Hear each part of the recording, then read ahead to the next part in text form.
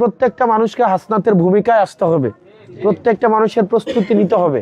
কারণ হয়তো আগামীকাল হাদি ভাই চলে গেছে না, চলে গেছে কিনা, আমাকেও চলে যেতে হইতে পারে যে কোনো মুহূর্তে। মৃত্যু পরোয়ানা মাথায় নিয়ে হচ্ছে আমরা ঘোরাফেরা করি, যে কোনো সময় হাদি ভাইয়ের পথের পথিক আমাদেরকে হইতে পারে। এখন হাদি ভাইয়ের যে লড়াই, হাদি ভাই চলে যাওয়ার পরে কি এটা আমাকে থামাই দিতে হইছে নাকি এটা আমাদের চালাই নিতে হইছে?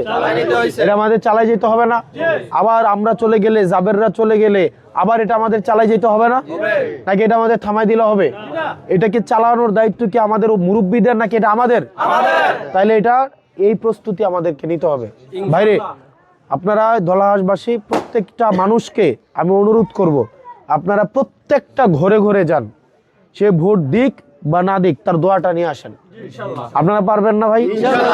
এমন কোন ধলাহাসের একটা ঘর, একদম প্রান্তিক জনপদ, একদম প্রান্তিক, তো সমাজের মধ্যে তার কোনো দাম নাই, এটা চার ধরন হয়ে গেল ঢুকতে দেন, এরকম আছে না কিছু লোক, তার পাও ধরে বসে থাকতে হবে, বসে থাকতে হবে কিনা?